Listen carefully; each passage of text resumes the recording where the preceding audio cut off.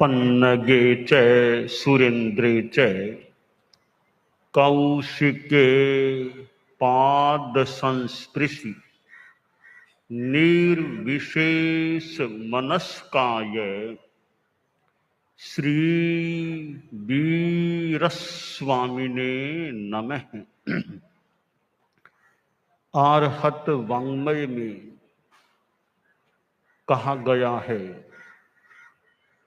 सोच्चा जानई कल्याणम सोच्चा जानई पावगम उभयंपि जानई सोच्चा जंग छेयम तंग समायरे।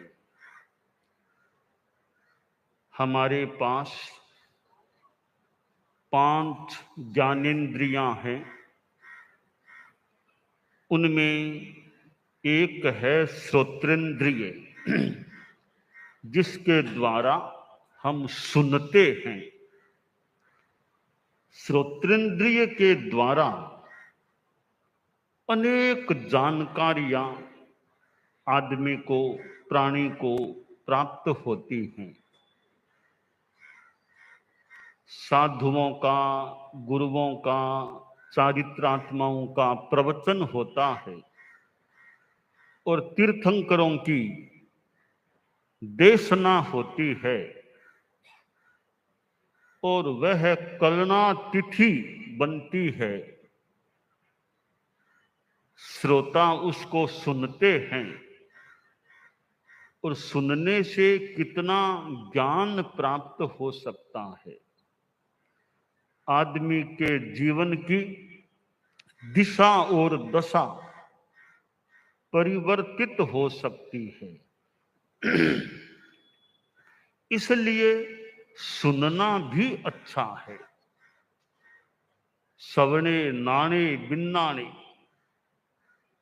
साधु संतों की पर्युपासना करने से, श्रवण माहणों की पर्युपासना करने से 10 लाभ बताए गए हैं। पहला लाभ है कि श्रवण सुनने को मिलता है। कभी कभी एक बात आ सकती है सुनने में कि प्रवचन सुनते तो हैं पर जीवन में उतरता नहीं है, तो सुनने का क्या लाभ हुआ। इतने लोग सुनते हैं तो जीवन में नहीं आता है, सुनने से क्या लाभ हुआ। यह वाक्य, यह बात कभी कभी आपने भी सुनी हो, हमने भी कभी सुनी हो कि सुनते हैं पर जीवन में नहीं उतरता है, तो सुनने से क्या लाभ होता है। इस बात पर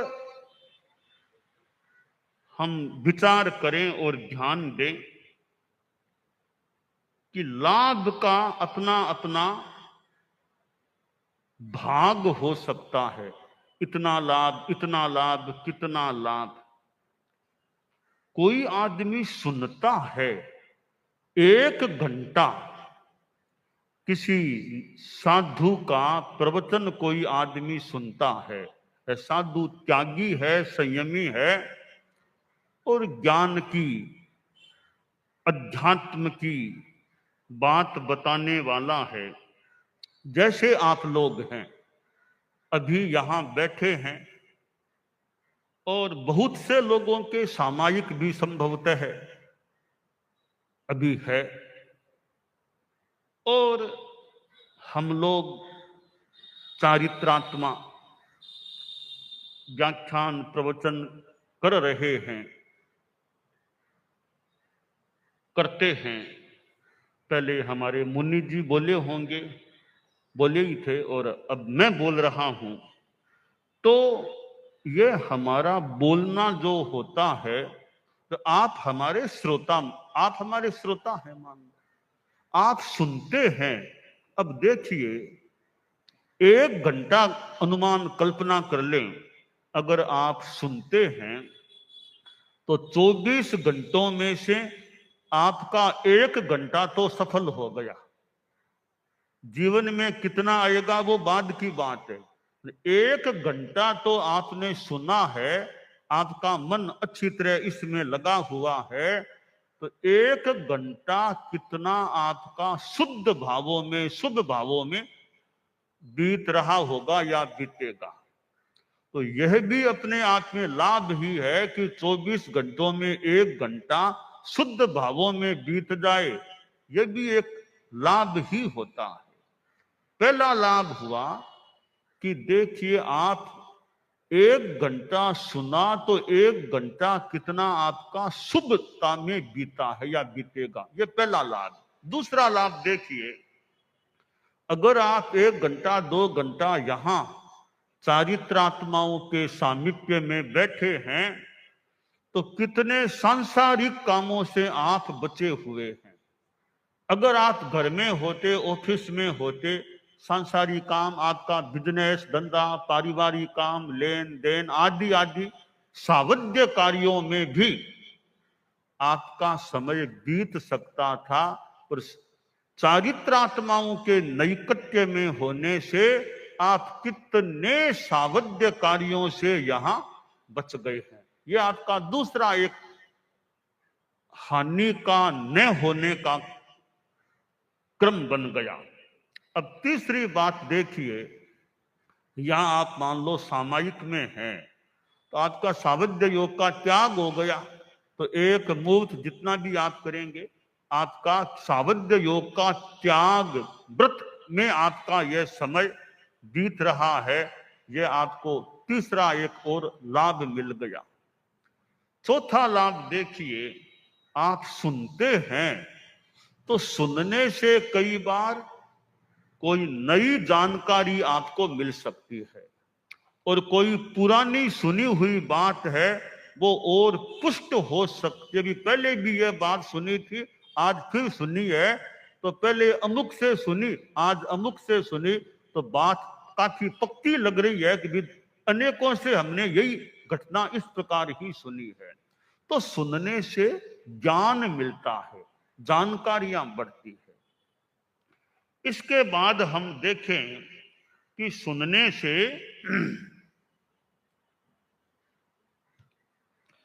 कई बार आदमी को अपनी समस्या का समाधान भी प्रवचन आदि के माध्यम से मिल सकता है। कि मेरी यह समस्या है, मैं सोचता था कभी किसी को पूछूंगा, आज अनायास प्रवचन में वह बात आ गई और मेरी जिज्ञासा का, मेरी समस्या का समाधान मिल गया। अब आदमी बार बार सुनता है, तो सुनते सुनते फिर कई बार जीवन में भी परिवर्तन, परिष्कार हो सकता है, और कई बार तो सुनते सुनते वैराग्य भाव जाग जाए, इतना भी लाभ मिल सकता है। और ठीक है, आज की बात आपके जीवन में आज नहीं भी आई, 1 साल 2 साल 5 साल बाद सोचेंगे वो बात हमने उस दिन सुनी थी, अब वो बात मुझे जीवन में लागू करनी चाहिए, प्रयोग में लानी चाहिए। तो कब की सुनी हुई बात कब आदमी के जीवन में परिवर्तन लाने वाली भी सिद्ध हो सकती है। तो यूं यह प्रवचन का सुनना भी अपने आप में यूं सामान्यतया अच्छा है। जीवन में कितना उतरेगा वो बाद की बात है, कम से कम सुनेंगे, जानेंगे, तो जीवन में उतरने की बात ज्यादा हो सकेगी। सुनेंगे ही नहीं, जानेंगे ही नहीं, तो जीवन में क्या उतरेगा और क्या कितना आएगा।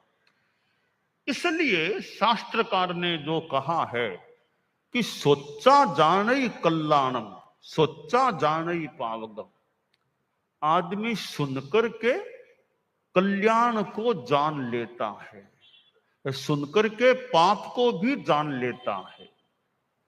अच्छा और बुरा दोनों को जान लिया, दोनों को जान लेने के बाद आदमी यह प्रयास करे कि जो अच्छा है, श्रेय है, कल्याणकारी है, उसका मैं जीवन में आचरण करूं।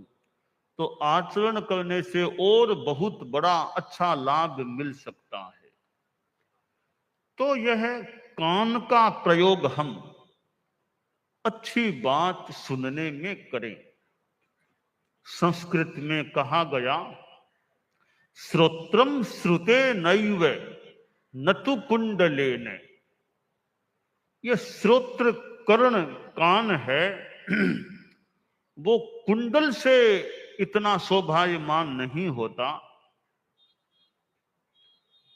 श्रुत अच्छी बात को सुनने से, ज्ञान ग्रहण करने से श्रोत्र की, कान की शोभा होती है।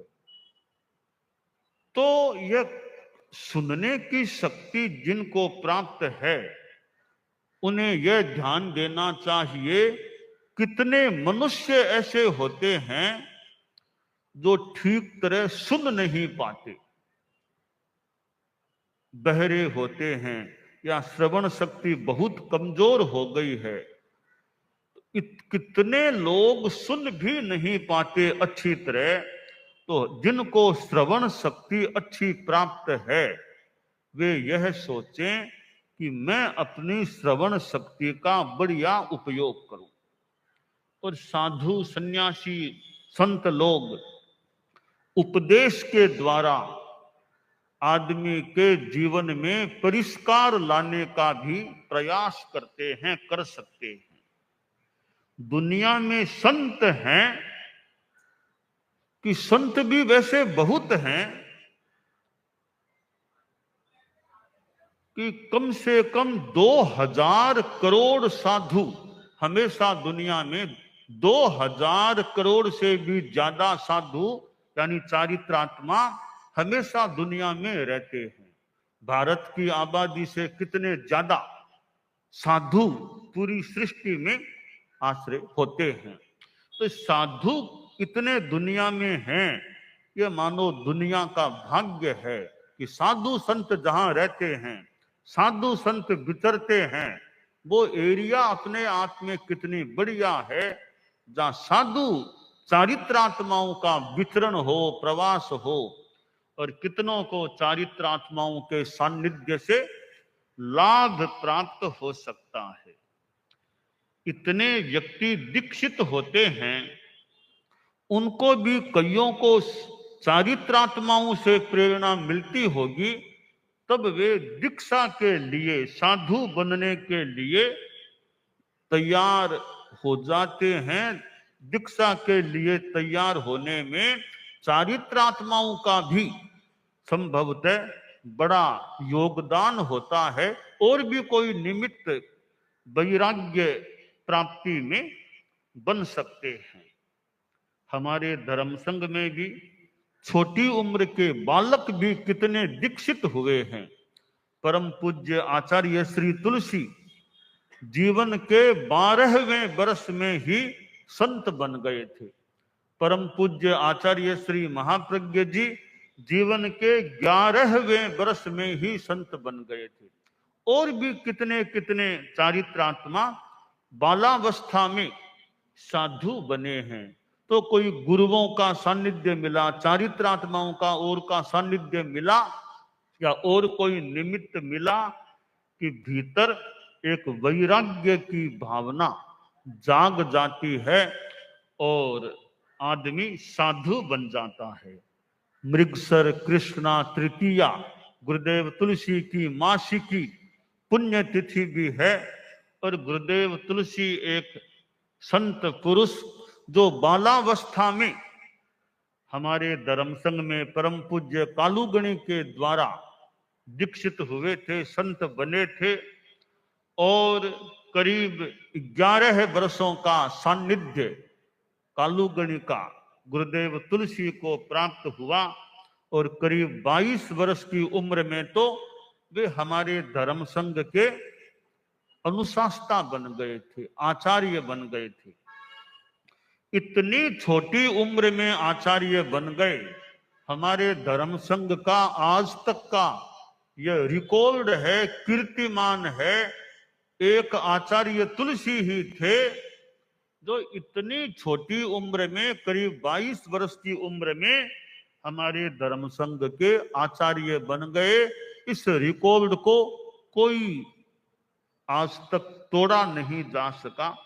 और छोटी उम्र में संत भी बने और छोटी उम्र में यानी 22 वर्ष करीब अवस्था में आचार्य बन गए और लंबा आचार्य काल और गणाधिपति काल दोनों को मिला लें तो लगभग उनका वो एक प्रलंब 61 करीब करीब वर्षों का उनका आचार्य हाइफन गणाधिपति काल रहा और उन्होंने एक धर्म संघ का नेतृत्व किया, अनुशास्त्रित्व किया और न केवल धर्म संघ की सेवा की, एक जैन शासन के लिए भी कार्य किया।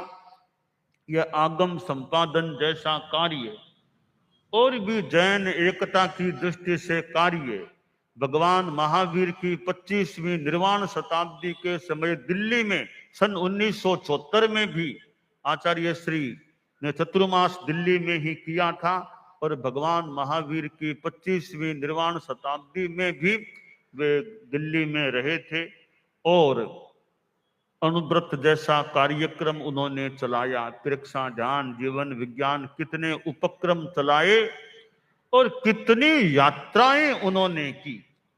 आचार्य श्री तुलसी ही थे आचार्यों में जो सबसे पहले मुंबई पधारे थे।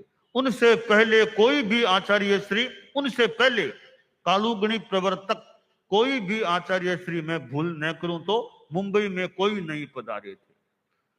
वे सबसे पहले मुंबई भी पधारे, दक्षिण भारत की भी यात्रा की, उधर कोलकाता भी पधारे। वो हमारे धर्म संघ के पहले आचार्य थे जिन्होंने इतनी कोलकाता, दक्षिण भारत, इधर मुंबई इतनी यात्राएं की और भी कितने प्रांतों में पधारे थे वे। उन्होंने एक ये यायावर इतने महान बड़े यायावर रहे, कितनी जगह वो पधारे थे, कितनों को उन्होंने दीक्षित किया, कितनों को शिक्षित किया, कितनों को विकसित करने का मानो उन्होंने प्रयास किया और कितनों को ज्ञान दिया।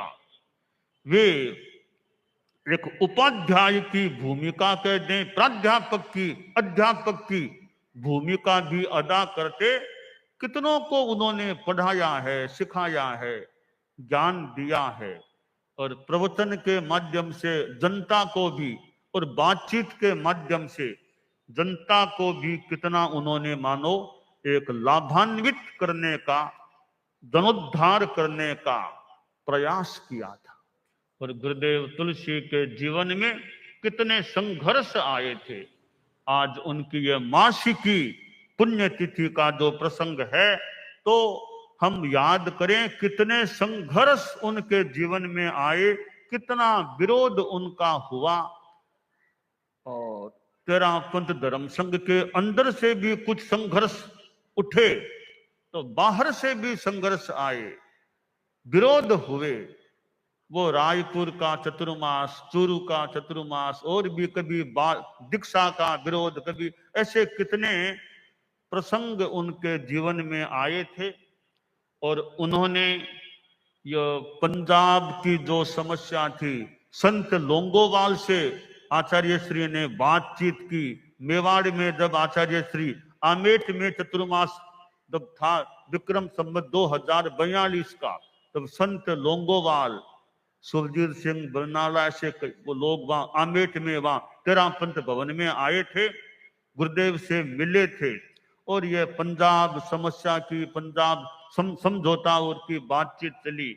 और संत लोंगोवाल जैसे व्यक्ति को भी उन्होंने मानो प्रभावित हो गए, प्रभावित कर दिया कि उन्होंने भी गुरुदेव तुलसी की बात को महत्व दिया कि यानी समझौते के प्रयास संबंधी बात।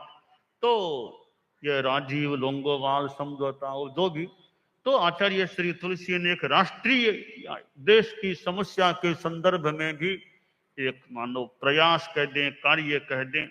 इस प्रकार कितनी बार दिल्ली में पधारे, कितने राजनेताओं से मिलना हुआ, कितने राजनेता उनके पास आते।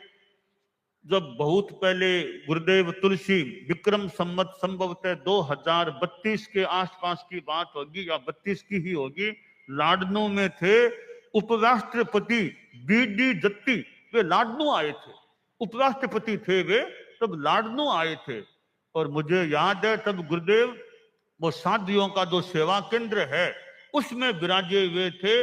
तो जत्ती जी ऊपर वहां पेड़ियां ऊपर वहां गुरुदेव के पास आए थे, गुरुदेव के यो सामने यो बैठे थे, यह मुझे स्मृति हो रही है। शंकर दयाल जी शर्मा वो भी लाडनू आए थे, वो जब उपराष्ट्रपति थे, मुनि दिनेश जी को भी याद होगा, वो थोड़ी बाद की बात है, जैन विश्व भारती में उपराष्ट्रपति काल में शंकर दयाल जी शर्मा भी आए थे।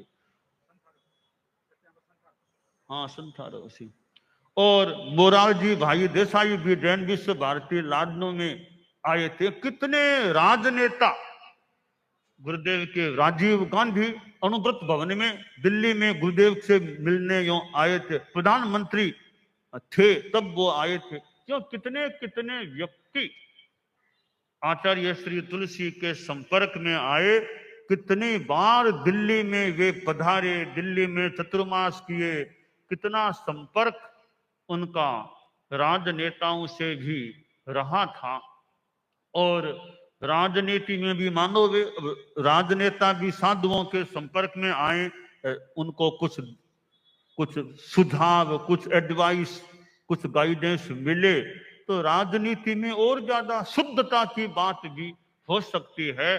तो यह मासिकी पुण्य तिथि गुरुदेव तुलसी का उसका प्रसंग, तो गुरुदेव तुलसी ने अपने जीवन में जो जनोद्धार का कार्य किया है और अध्यात्म का, धर्म का, नैतिकता का, इधर अपने आगमों के ये संपादन का जो कार्य जो चला है, आगमों का टेक्स्ट मूल पाठ का संपादन, अनुवाद, टिप्पण और कितने कितने काम, और महाप्रज्ञ जी प्रवर जैसे उनको सहयोगी मिले, उनको उत्तराधिकारी मिले।